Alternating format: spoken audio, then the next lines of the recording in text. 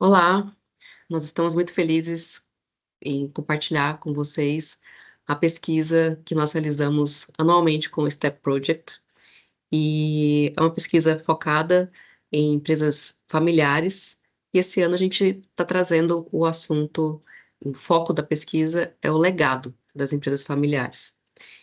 E para quem não me conhece, meu nome é Carolina de Oliveira, eu lidero a área de Private Enterprise da KPMG no Brasil e na América do Sul, e hoje estou co-apresentando essa pesquisa com a nossa sócia Eliette Martins, que é especialista em governança corporativa e controles internos. Além disso, a gente tem a grande honra de contar também com a participação da Marcela Santos, CFO do Grupo Odilon Santos, e a Marcela vai contar para a gente a história da empresa até aqui. Ela é da quarta geração de uma empresa de quase 100 anos.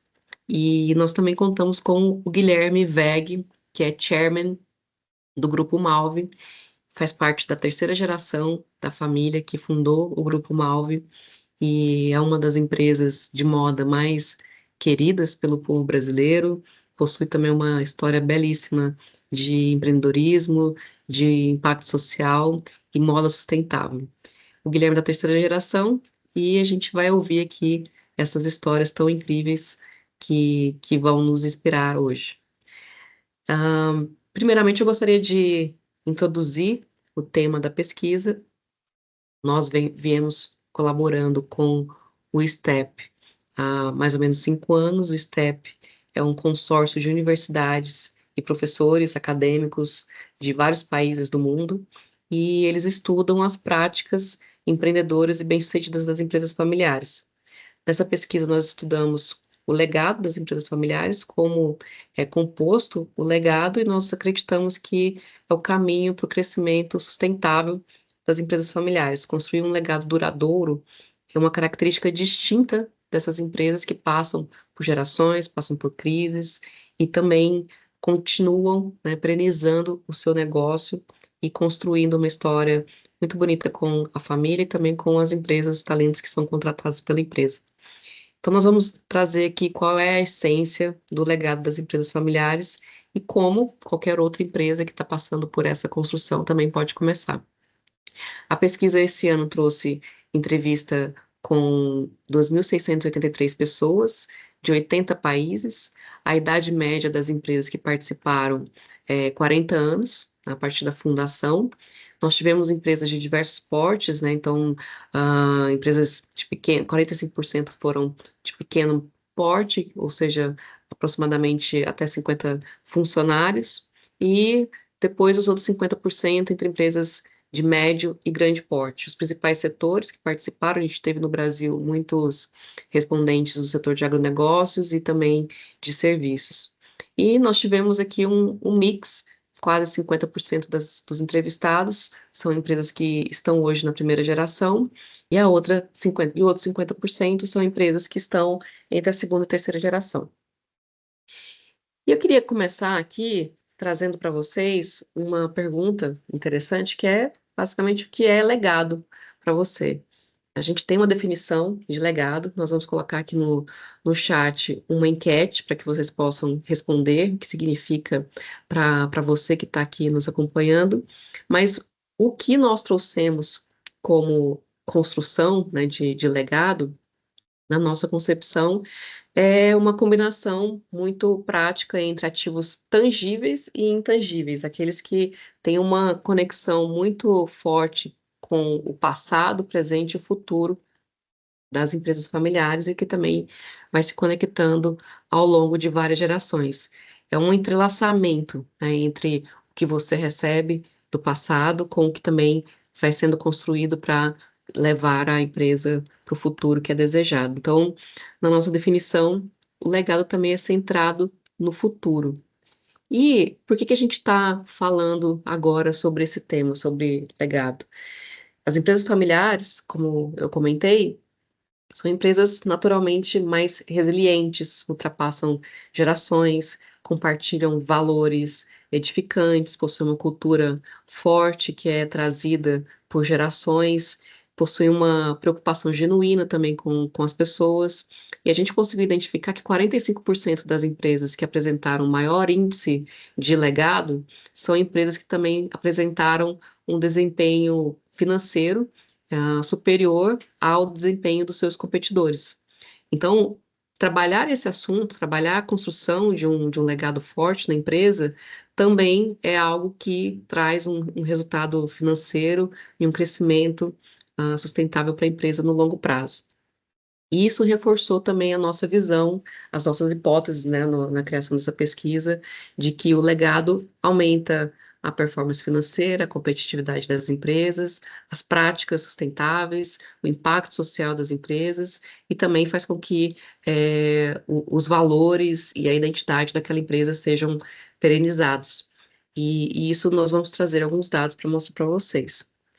Agora, o que acontece, que a gente consegue identificar muito, né, durante o nosso trabalho, que a gente tem experiência com empresas familiares, é que existe um grande paradoxo do legado.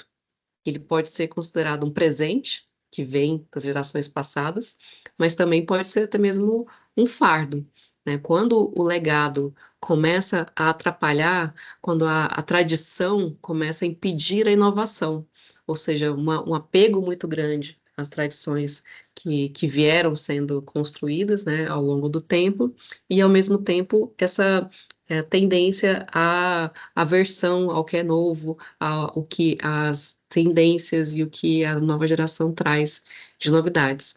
Então, o que a gente tenta trazer, e na verdade o que a gente observa também no ambiente de trabalho, no mercado, é que a aceleração da tecnologia, a inteligência artificial que tem chegado de uma forma absurdamente rápida, os novos modelos de negócios, as tendências também de criação de novos negócios, elas devem ser observadas e, ao mesmo tempo, essa inovação que é buscada pelas empresas também consegue trabalhar muito bem e ter o maior resultado se forem trabalhadas junto com o legado, as tradições e valores que foram construídos ao longo do tempo.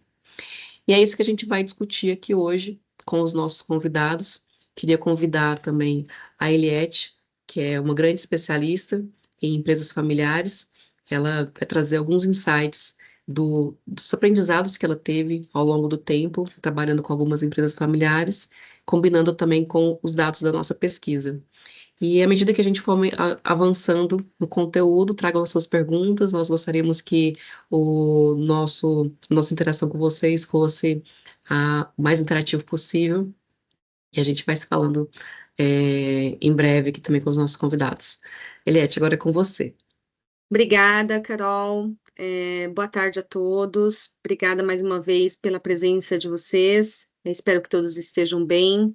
Obrigada pelo convite, pela parceria, Carol, e pela oportunidade de a gente tratar de um tema tão relevante que é falarmos sobre legado, né? E legado conectado às práticas de governança e para empresas familiares, que é um tema extremamente importante.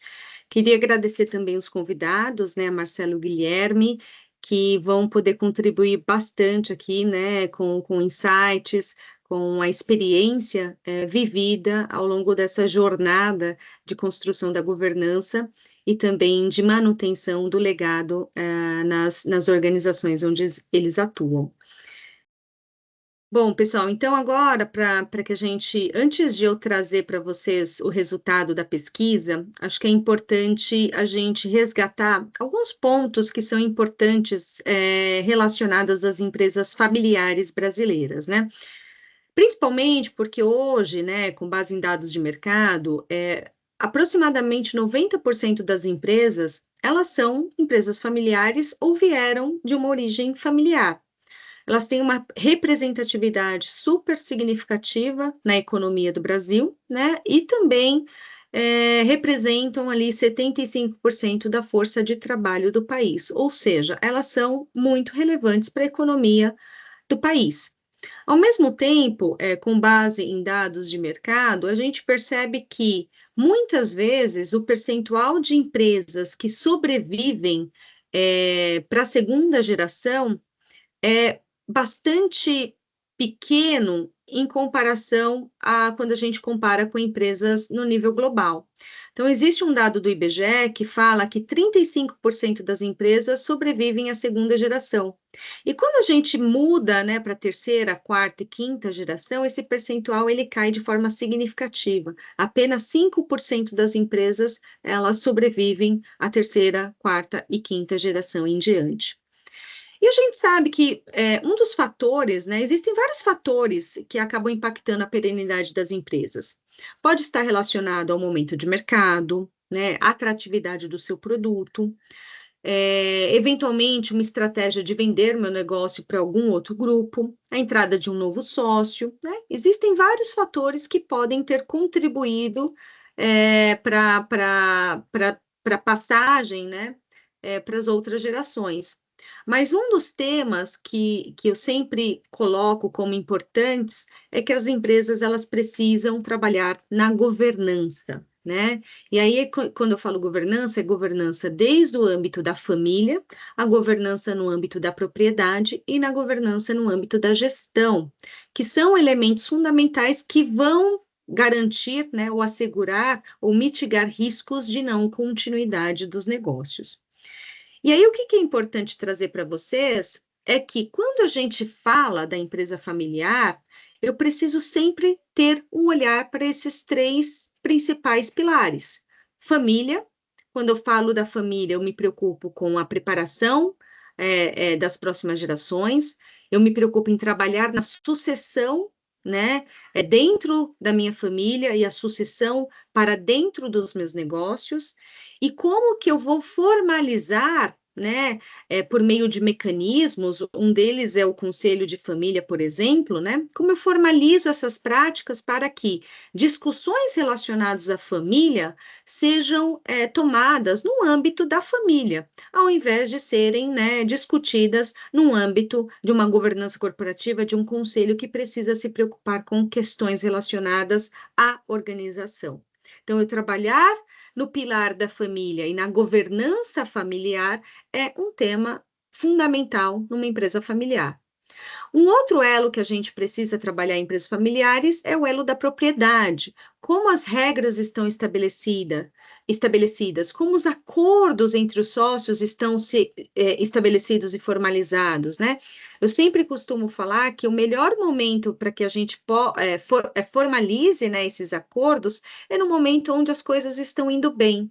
Porque quando começam a haver ou ocorrer, né, problemas entre harmonia, comunicação, tomada de decisão, e a gente, como organização, pensa em estabelecer um acordo de acionistas, a probabilidade de a gente ter dificuldade em conseguir estabelecer esses acordos é muito grande, porque a gente está tentando criar um protocolo, um documento formal no momento onde não há harmonia entre os sócios. Então, dentro do âmbito da propriedade, eu preciso trabalhar na formalidade desses papéis, responsabilidades e alçadas.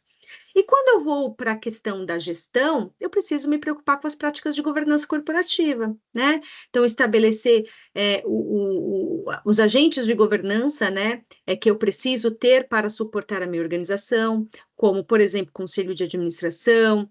Algumas companhias não têm conselho de administração e começam por um conselho consultivo, né, para que você possa trazer pessoas de fora para compor o seu órgão de governança, que é o conselho, contribuindo com uma visão externa, né, mas sem ter a responsabilidade de um conselho de administração. Então, esse é um mecanismo muito utilizado pelas organizações, né?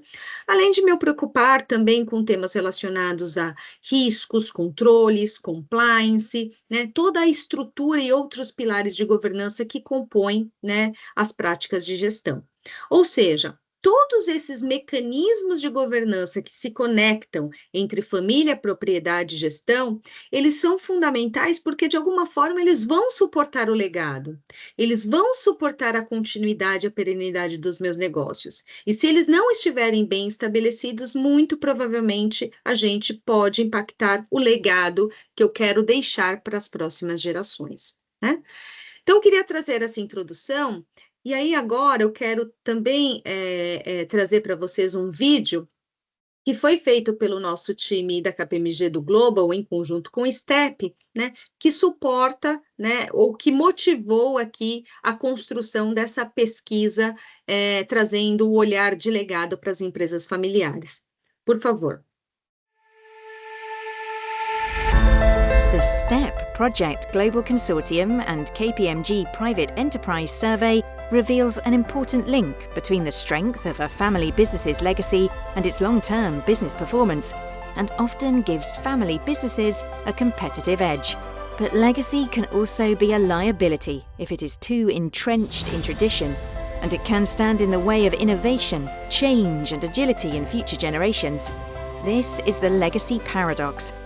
It can be challenging to measure the value of a family's legacy, but it is possible. Our report reveals that 45% of family businesses with high legacy scores recorded strong business performance compared to their competitors. How well do you understand your legacy? Legacy requires continuous commitment to innovation and growth. When used effectively, it can help drive high performance and allow business families to sustain their relevance and impact. Understand more about the strength of your family legacy and where it could lead by exploring our Legacy Matrix.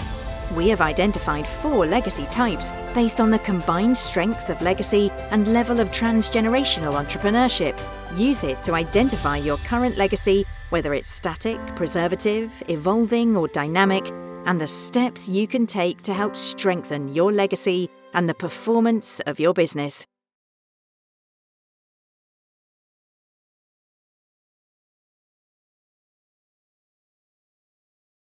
Bom, pessoal, acho que aqui o vídeo ele já traz o que motivou a criação, né, dessa pesquisa aqui a nível global, e por que tratar o tema legado como um tema importante para as empresas familiares, né? Porque, novamente, como a Carolina comentou, quando a gente fala de legado, a gente fala de tradição, de perenidade, de dar continuidade àquilo, né, aos valores, né?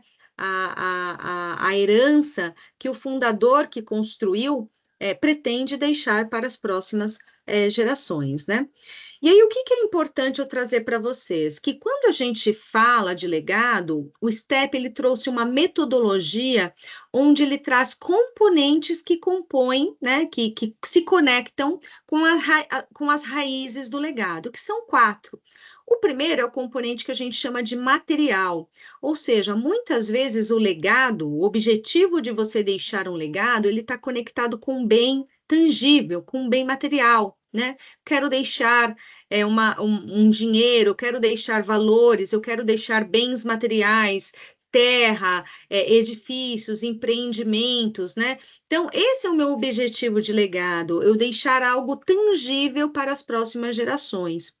Um outro componente do legado é o que a gente chama de biológico, onde o meu principal objetivo, né, na construção do legado é eu honrar o nome da minha família, né? É trazer, né, a importância do nome da família para as próximas gerações.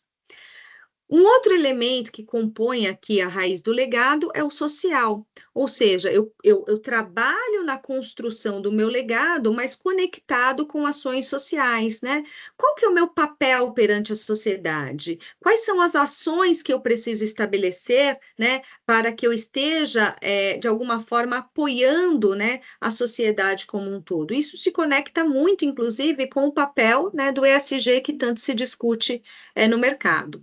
E o quarto componente está conectado com o pilar, né, de identidade, ou seja, o meu objetivo de construir um legado é deixar valor, deixar as crenças da minha família, os rituais familiares, né?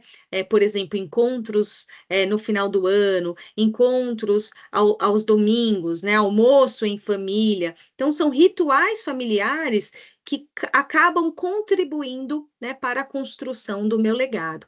Então, esses 4 são componentes que foram trabalhados pela metodologia do STEP.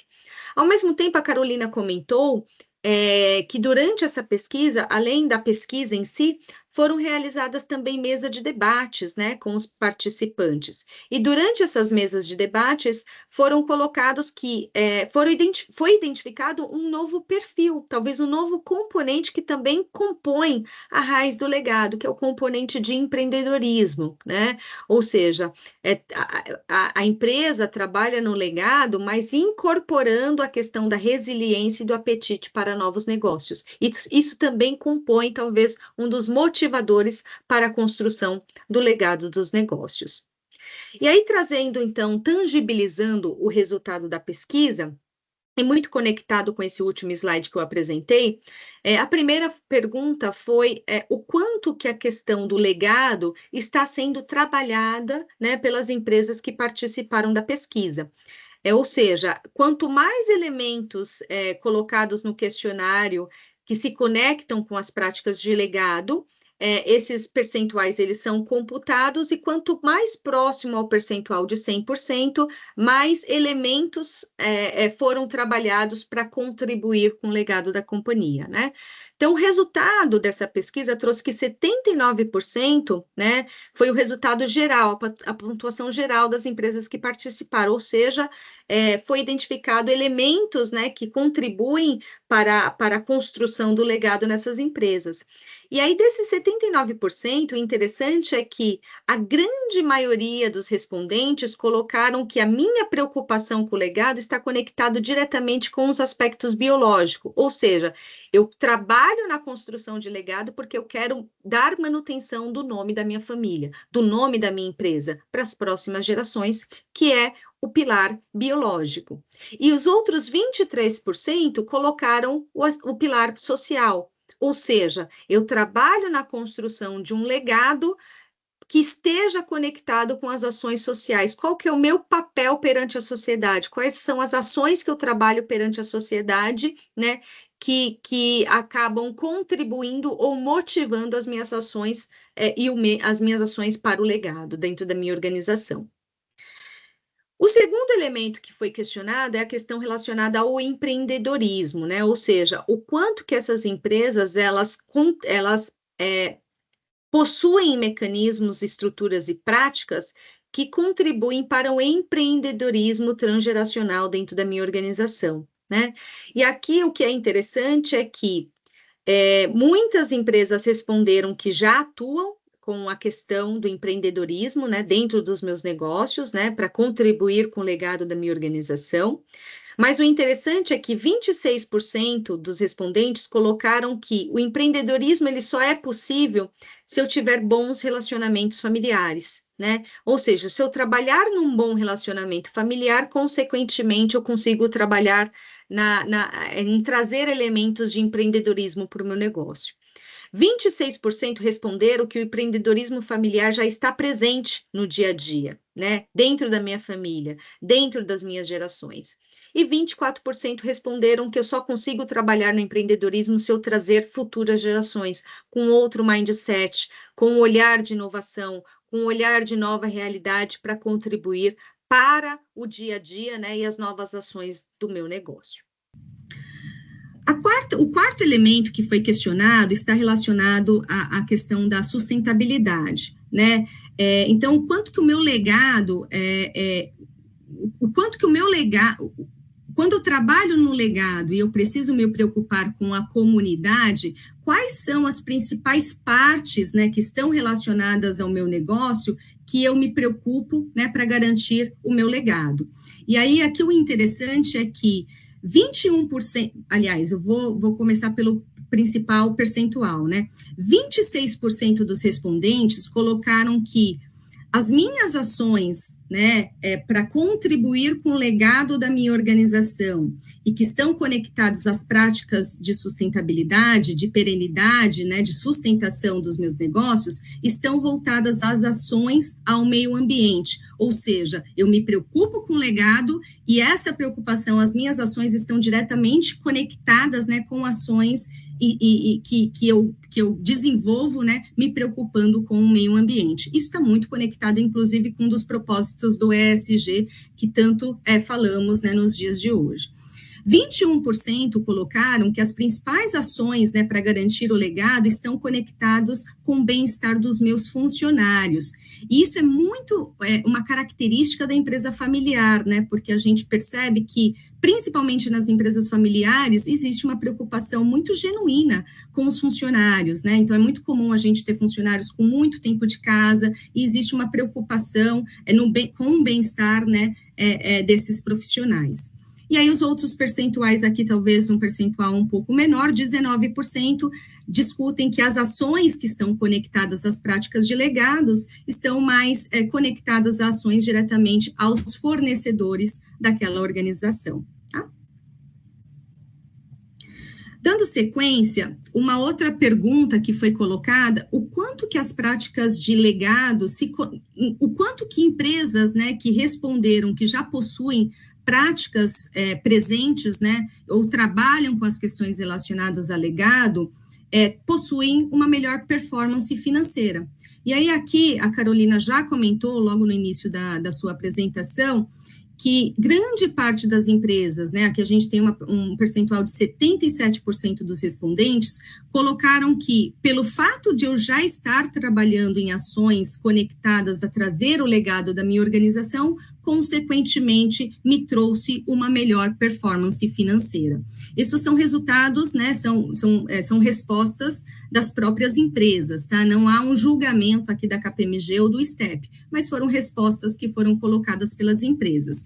E devem fazer bastante sentido, porque a gente não pode esquecer que quando eu falo de legado, eu também me preocupo com aqueles 4 elementos de governança. E a gente sabe que empresas que adotam boas práticas de governança tendem a trazer melhores resultados, né, para a sua organização, porque possuem processos de tomada de decisão, de discussões de planos estratégicos, de mitigação de riscos, ambiente de controles mais efetivos, que de alguma forma também contribuem aqui para o sucesso da organização. Então, pessoal, aqui foi rapidamente alguns elementos, né, que a gente capturou por meio dessa pesquisa, e aí a gente convida vocês, né, para participarem também, acessarem aqui a nossa matriz de legado. Aqui vocês podem visualizar o QR Code. Então, novamente, é gratuito, então se vocês puderem conectar aqui ao QR Code e responder essa matriz, seria bastante interessante para que a gente pudesse também coletar a percepção de vocês com relação à presença, né, de mecanismos de legado na organização que vocês atuam, tá? O que vocês vão poder perceber? Que na matriz, ela traz aqui, ela divide, né, ela está dividida em 4 grandes elementos, né, que é o evolutivo, o estático, o conservador e o dinâmico. O que isso significa, né? Que muitas empresas, elas buscam, né, estarem aqui dentro do conceito do dinâmico, ou seja, são empresas que buscam, né, trazer a manutenção, né, do meu legado, trazer, né, os conceitos, a perenidade dos meus negócios, e também não deixando de lado questões relacionadas à inovação, trazer novas gerações para os meus negócios, trazer a diversidade para os meus negócios, que são temas também bastante importantes, né, quando a gente pensa aqui na continuidade, na perenidade dessas organizações aqui para os próximos anos. Então, pessoal, era isso que eu queria trazer como principais elementos, mas eu acho que agora a gente tem um momento bastante rico de avaliar o quanto que essas respostas, né, de fato, batem, né, com a realidade e com a experiência aqui que os nossos convidados tiveram na prática. Muito obrigada, Eliette. Acho que super rico, né, para a gente começar aqui o nosso bate-papo. E, primeiramente, seria muito interessante para os nossos convidados ouvir um pouco da Marcela, do Guilherme, sobre a história das empresas que eles representam, Grupo Odilon Santos, Grupo Malve, e muitas histórias inspiradoras. Queria convidar vocês, então, para compartilhar um pouquinho com a gente. Começar pela Marcela. Bom, pessoal, boa tarde todo mundo. Obrigada pelo convite. Para a gente é uma honra estar aqui compartilhando um pouquinho da nossa trajetória. Fiquei muito feliz aqui ao longo da pesquisa, né, que foi apresentada, que a gente conseguiu se atentar para alguns, né, pilares que estão ali, e é o que a gente vem construindo. Antes de mais nada, eu queria contar um pouquinho da trajetória do grupo, que eu acho que é importante. nós somos um grupo de mais de 86 anos, iniciamos nossa trajetória ali com transporte de passageiros rodoviário. Ao longo desse período, né, a gente foi diversificando o nosso portfólio, indo para o segmento de indústrias, indo para o segmento de real estate, shopping centers, e em 2018 a gente iniciou a Osinova, que é o nosso braço de Corporate Venture Capital, né, visando aí já uma continuidade, uma perpetuidade do nosso negócio, né. O nosso CEO tem o costume de brincar aqui que a gente tem 86 anos, mas quer ficar com um corpinho de 20. E a gente entendeu que o caminho da inovação, ele contribuiria para que a gente pudesse alcançar mais 86 e assim por diante, né? Além disso, ao longo da nossa trajetória, como a gente foi entendendo essas empresas como ativos, né, natural que hajam aquisições, desmobilizações, né, novos empreendimentos, enfim. Então, o grupo ele é bem robusto nesse período. Hoje a gente tem, né, desde 2012, ali vocês vão ver nossa história de governança, nossa plataforma societária segmentada, né, pelas indústrias que a gente atua. Então, mobilidade, nós temos transporte de passageiros, temos 50% do transporte público de Goiânia, comércio e indústria, incorporação, agronegócio, a inovação, shopping center e assim sucessivamente. Né? Hoje eu sou diretora da Central de Serviço Compartilhado que a gente tem, né, e CFO do grupo. Então, também ocupo tanto essa posição aqui, né, lidero essa frente da Osinova e da Central de Serviço Compartilhado. Contando um pouquinho dessa trajetória em governança corporativa, a gente iniciou lá em 2001, com a centralização dessas áreas de suporte para iniciar a nossa Central de Serviço Compartilhado. E assim fomos seguindo, igual todas as empresas, né? Implantação de RP, auditoria externa, né? O nosso trabalho de sucessão e essa plataforma societária que iniciou ali em 12. Começamos a estruturar o Conselho de Família. Para a gente é muito importante ter esse órgão dentro do nosso negócio, né? Da nossa empresa.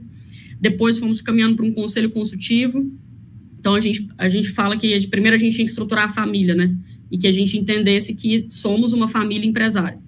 Então, esse aspecto foi bem relevante para a gente antes da gente seguir para uma governança corporativa.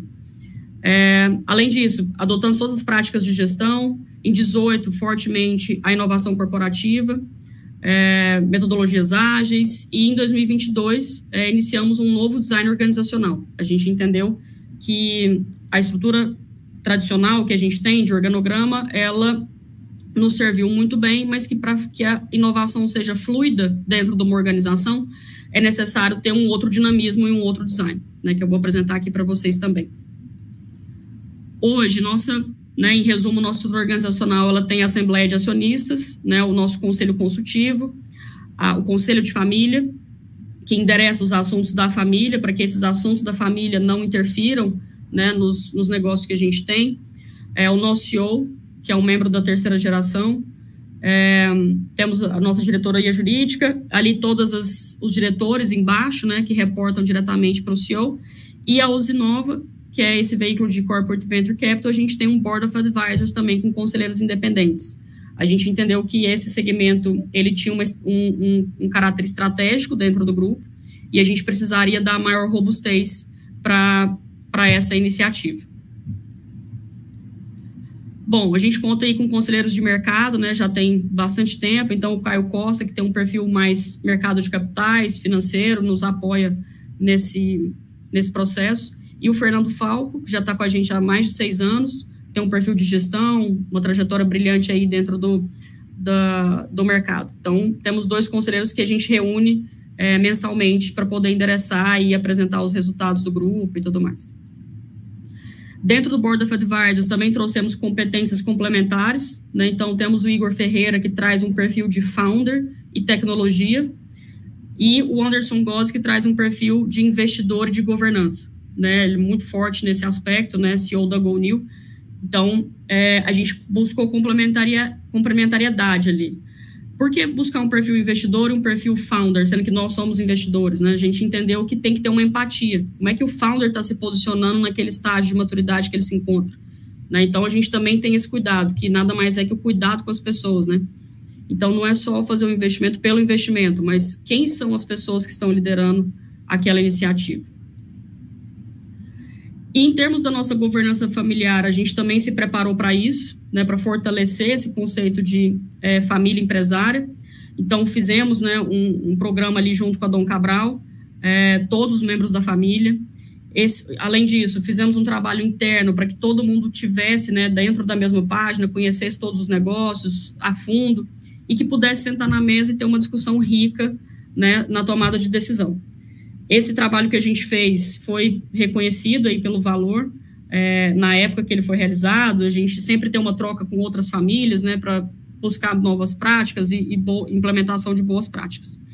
E a gente também tem um trabalho com a quarta geração, da qual eu faço parte, com relação à construção desse team building, né? Como é que essa quarta geração ela vai se relacionar no futuro.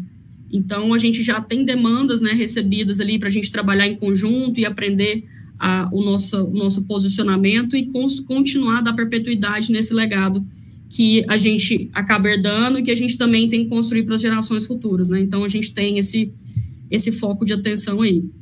Temos alguns rituais que a gente implementa, né, igual foi comentado. Semestralmente, a gente se encontra, todas as gerações, né, membros consanguíneos, para poder fazer as atualizações do negócio, fazer o fortalecimento dos nossos valores, do nosso propósito, e está mais forte essa questão da coesão, da unidade familiar e também do conceito de família empresária. Dentro da OSAC, né, as transformações que a gente fez dentro do grupo hoje.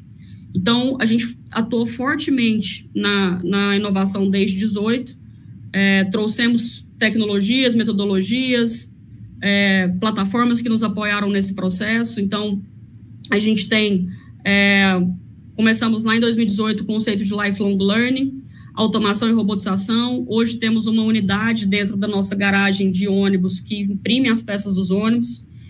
Então, são mais de 230 SKUs, né, tipos de peças que hoje a gente não compra no mercado, a gente imprime, com ganhos de eficiência, ganhos de performance, reengenharia e uma melhor absorção para tudo isso. O organograma em rede, né, que é um novo design organizacional, e novas ferramentas de gestão de pessoas, muito forte essa questão do cuidado com as pessoas, né, que são um ativo relevante aqui para a gente. Aqui é uma carinha, né, do nosso design organizacional hoje. Então, ele é uma rede mesmo, né, a gente entende que ele se torna mais fluido, e todas essas logos que a gente está vendo em volta, né, são conexões com startups que a gente atua. Então, independente do nosso veículo de investimento, né, da nossa frente de investimento, a gente também busca startups e empreendimentos nesse sentido para a gente poder se fazer conexão. Se a gente vai investir ou não, ou se vão ser cliente ou não, indifere, né? A gente brinca que algumas nós somos cliente anjo, né? Então, investidor anjo, a gente também é cliente anjo.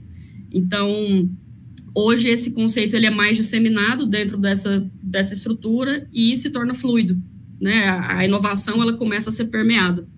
E um fator importante desse design organizacional é que a gente consegue nele fazer a distribuição da governança.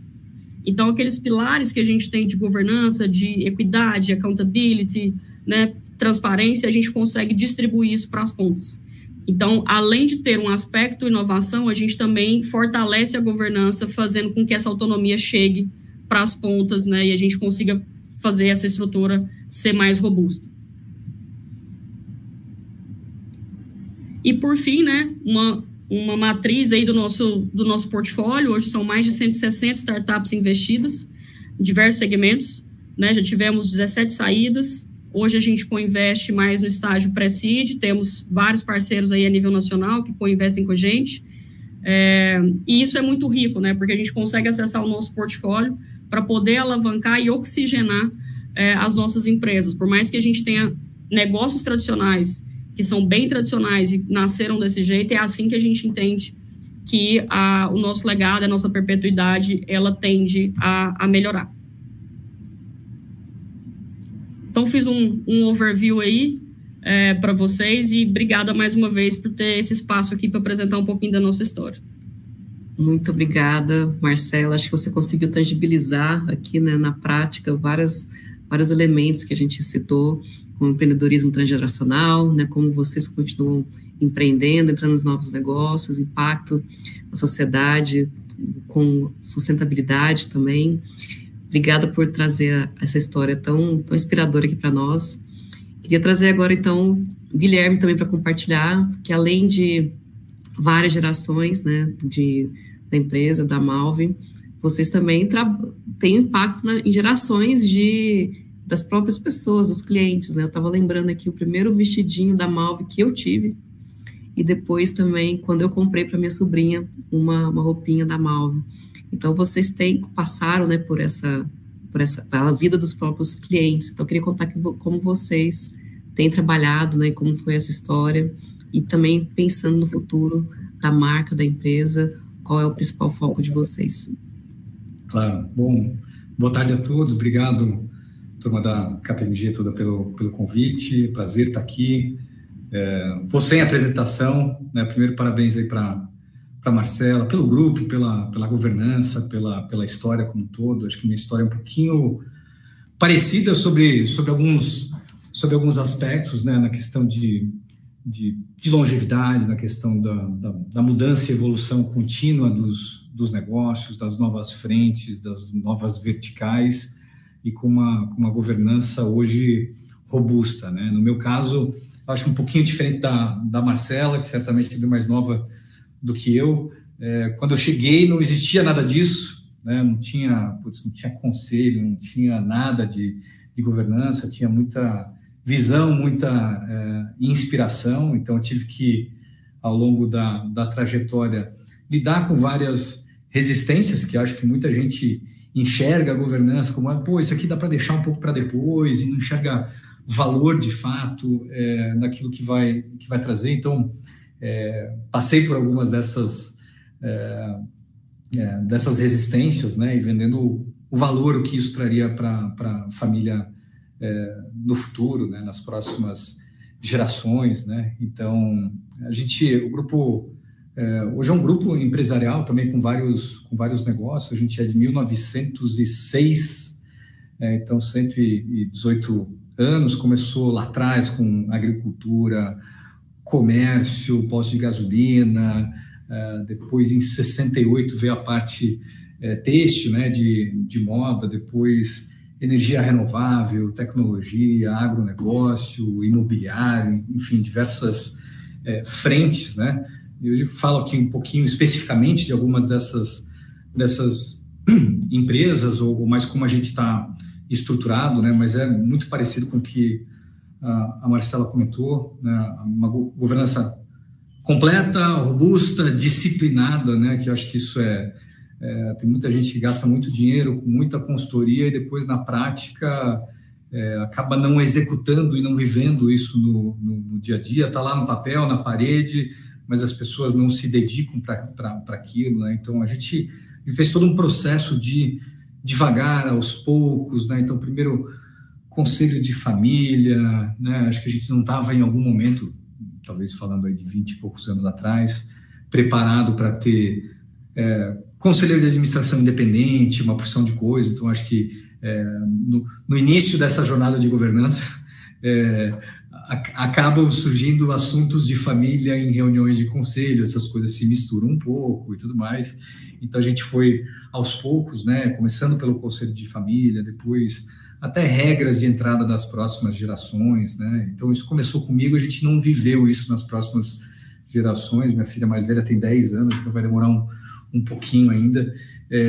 Então, regra de entrada, quer dizer, se um filho da próxima geração quer entrar para alguma empresa do grupo e assumir, ele pode entrar, ele pode fazer estágio, ele pode fazer uma porção de coisa, mas a partir do momento em que ele vai ter um papel executivo, que seja gerência, diretoria de alguma das empresas, ele tem que ter trabalhado em empresas que não são do grupo, ele tem que ter experiência fora, ele tem que ter uma formação XYZ, né, que acho que isso a gente vai ter que em algum momento rever, né, porque tem muita molecada hoje começando a empreender, estudando de formas diferentes, como as regras que a gente costumava aplicar, faculdade X, MBA Y e assim por diante, né. Acho que esse governança sempre é um organismo vivo, né, e depois disso, óbvio, né, os conselhos de administração em cada uma das empresas, os seus comitês específicos, né? Obviamente, no grupo tem o comitê de investimento, todo o acompanhamento, né, quem que é designado para olhar cada uma das investidas e assim por diante. E a gente tem o instituto também, né, que a gente viu que ao longo das últimas, sei lá, 4 ou 5 décadas, a gente acabou, enquanto família, fazendo muita doação para N entidades diferentes, era esporte, cultura, lazer, saúde em especial, educação, e a gente queria, acho que foi um grande exemplo nosso, como a governança acabou multiplicando aquilo que a gente fazia pelo próximo, né? A gente fazia, então, doações de coração, desestruturadas, né?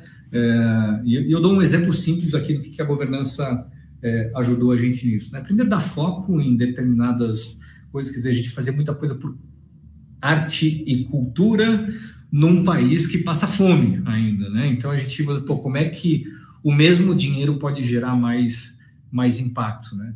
Uma vez eu lembro que eu fui fazer uma doação de um mamógrafo para um determinado hospital, e ele falou, trazendo a governança para o instituto, ele falou, porque eu não vou fazer uma doação direta, né? A gente compra o maquinário, a gente aluga, porque seja R$1 por mês, alguma coisa simbólica para aquele hospital, a gente coloca regras de utilização mínima daquele maquinário, né?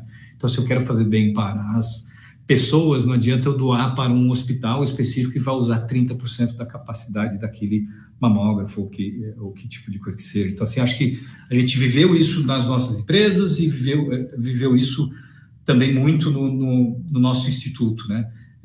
E muito de porque a ideia na época do instituto era como é que o meu dinheiro, que é finito para fazer um investimento anual em projetos em prol da sociedade, como é que ele gera mais impacto, um impacto além daquele dinheiro simplesmente aplicado, né? Hoje a gente tem um resultado mais ou menos de 10-1, né, com aquilo que a gente consegue fazer no instituto, ou seja, cada R$1 milhão colocado no instituto, ele gera R$10 milhões ganhos. Então, desde fazer treinamento para centenas de ONGs no Brasil, como é que vocês conseguem captar melhor dinheiro? Como é que vocês trabalham a transparência de vocês e a gente ajuda vocês a captar mais dinheiro? Então, a cada programa que a gente faz, o resultado é de 10-1, né? Então, assim, de cada R$1 que a gente coloca no instituto, a gente consegue fazer com que as ONGs apoiadas captem outros R$10 para cada R$1 que a gente ajudou aquela ONG específica, ajudando eles em gestão, em governança, em fundraising e assim por diante, né? Então, tem vários exemplos aqui do que a governança trouxe, seja para os nossos negócios, seja também para aquilo que a gente faz no terceiro setor, né? Bom, eu trabalhei desde muito pequeno, talvez trabalho infantil na época, carteira assinada com 14, na época que podia ainda, né? Eu acho que, obviamente, comecei no negócio têxtil, né, de moda, que tinha pilares muito fortes, uma credibilidade com trade, com clientes, com fornecedores muito alta, né? Fiz, obviamente, um trabalho de expansão, enfim, estou há muito tempo lá, hoje já não mais como executivo, fui CEO há muitos anos e hoje mais no board. A Malvo, por exemplo, a empresa de moda, ela tem hoje 80% dos conselheiros são independentes, né? 20% que é a minha cadeira é apenas da família, e fiz outras coisas, né? Fundei empresa de energia renovável, acabei fazendo muita PCH, muita eólica no Nordeste, fundei outra empresa de logística retroportuária ali nos portos de Itajaí, Navegantes lá em Santa Catarina, entre N outras coisas, sempre com essa visão, né? Quando vocês falam de legado, até respondi aquela pesquisa que veio no início, né? Para mim, combina muito mais com valores, né? Assim, o que é aquilo que deveria ser mantido nas próximas gerações, né? O patrimônio, eventualmente, é uma consequência de como a gente faz negócio, né? Eu acho que essa governança trouxe muita coisa para a gente, ou fortaleceu, ou conseguiu manter certas coisas que a gente gostaria que se mantivessem, a forma como se tratam as pessoas, o meio ambiente, o ESG como um todo, em cada uma das nossas investidas. E hoje a gente consegue ser, enfim, a empresa que mais inova no setor, a empresa mais sustentável no setor, uma das 20 empresas mais transparentes do mundo no nosso setor, e acho que, com certeza, é a governança e as boas práticas que trouxeram a gente até aqui. Muito bom, né? E assim, né, é muito gostoso ouvir essa jornada e como vocês se preocuparam, né, em trazer elementos de governança, mas de forma gradativa, né, então vocês, que é o que a gente tenta evitar, né, não adianta a gente pegar um modelo de mercado e falar, poxa, agora a gente vai adotar, né, na minha organização, eu preciso entender o meu momento, a minha expectativa, as necessidades, né, e ir implementando essas práticas, talvez pelas questões que trazem mais dor, né, para o meu negócio atual, e a gente vai moldando essa governança ao longo da jornada, né, então parabéns aí pela história de sucesso que vocês apresentaram.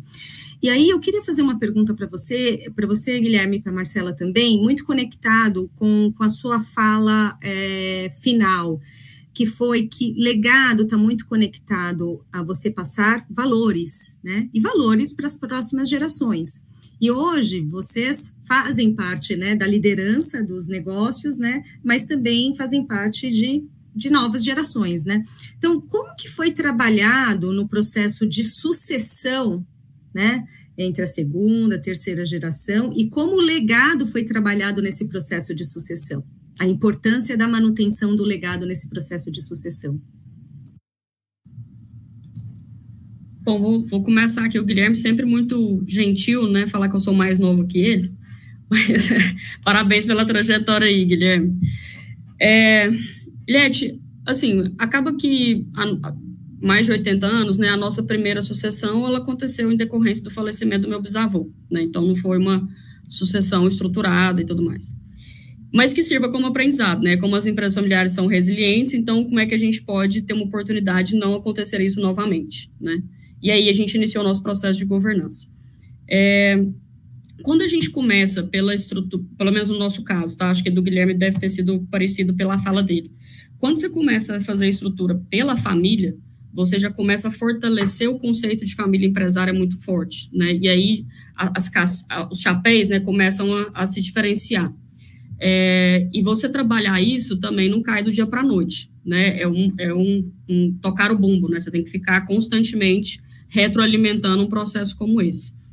No nosso caso, a gente buscou apoio externo, a gente teve grandes consultorias aqui nos apoiando, grandes profissionais nos apoiando nesse sentido, e o que tem funcionado para nós são os nossos rituais, né? Onde a gente tem momentos dedicados para poder encontrar e discutir o assunto e fortalecer tudo isso.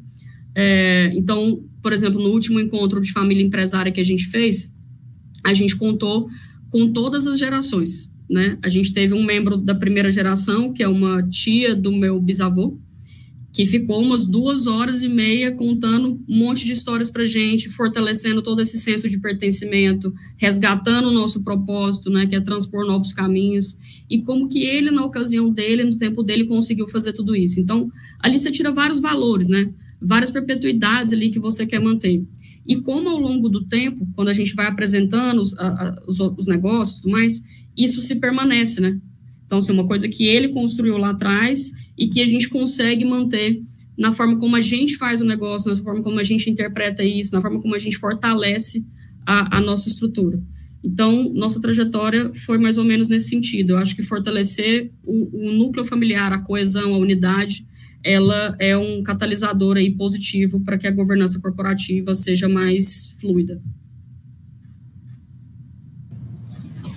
No meu caso, acho que foi um pouco diferente. Eu vivi as duas experiências, né? Então, da sucessão do meu pai, para mim, acho que os valores foram passados por, sei lá, por osmose, né?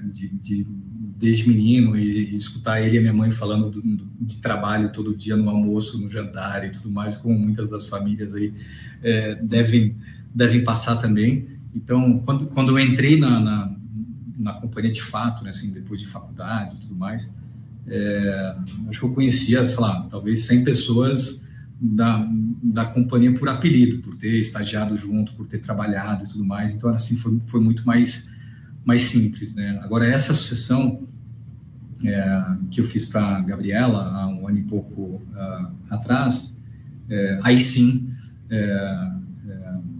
a gente tem que, enfim, traz consultoria, faz isso, faz aquilo, de como passar os valores, né? Eu acho que a gente acredita que a companhia, os nossos negócios, eles são soberanos, né? Tem que ter respeito à instituição, respeito à cadeira, tem que ter humildade, né? Eu acho que quando a gente contratou uma consultoria para fazer esse movimento, né?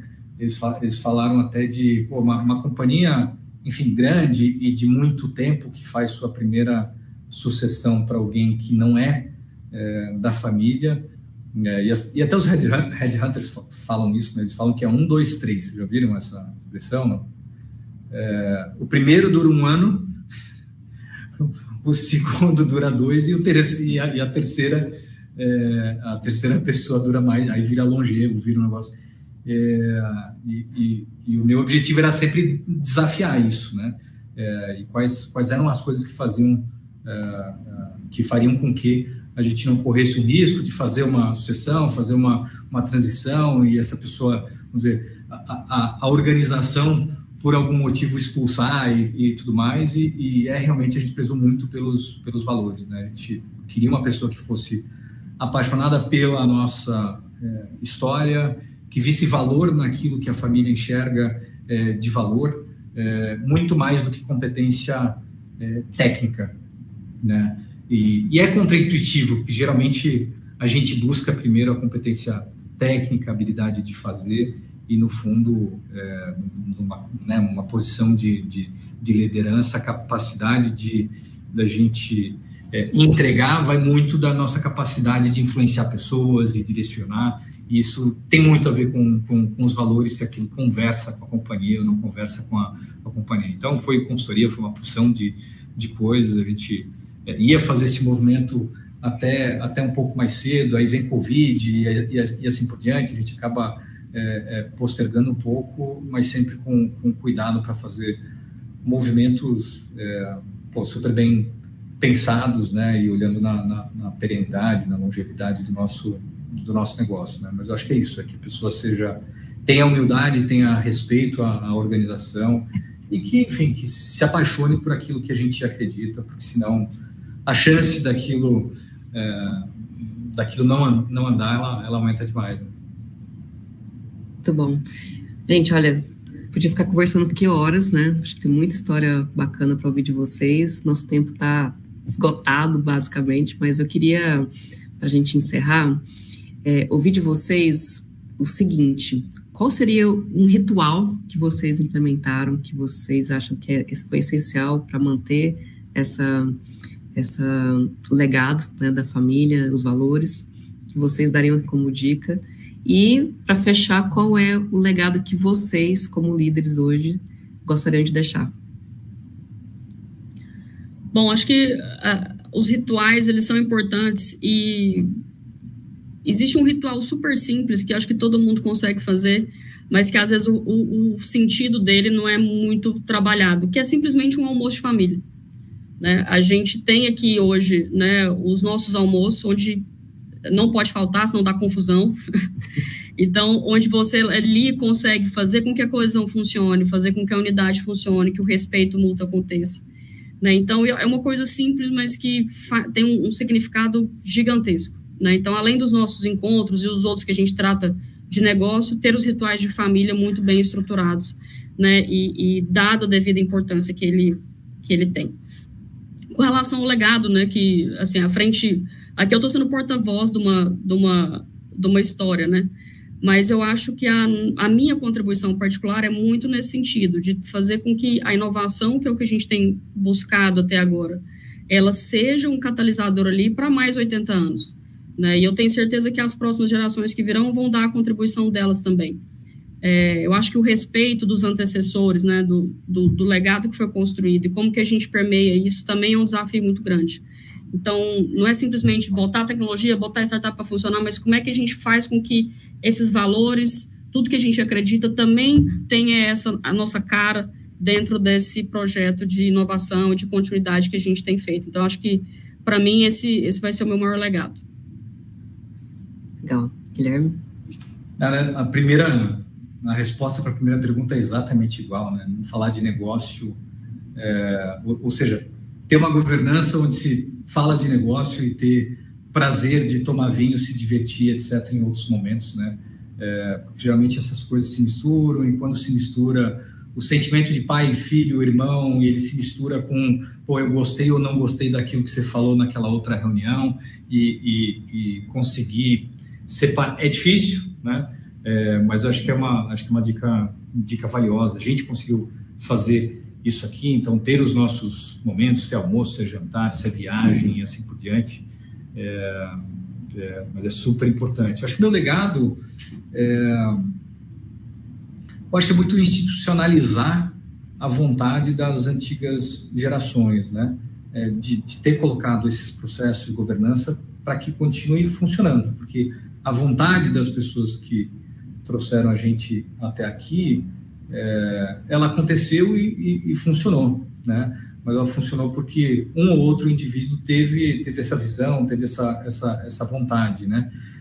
O meu legado, acho que é justamente ter trazido isso para que continue funcionando para frente, independente da vontade de um ou de outro, né? Porque, eventualmente, nas próximas gerações, um pode querer ir para a direita, outro pode querer ir para a esquerda. Como é que a gente garante, com processo, com governança, que isso continue funcionando, mesmo que um ou outro não queira, né? Ter uma visão maior e mais de longo prazo.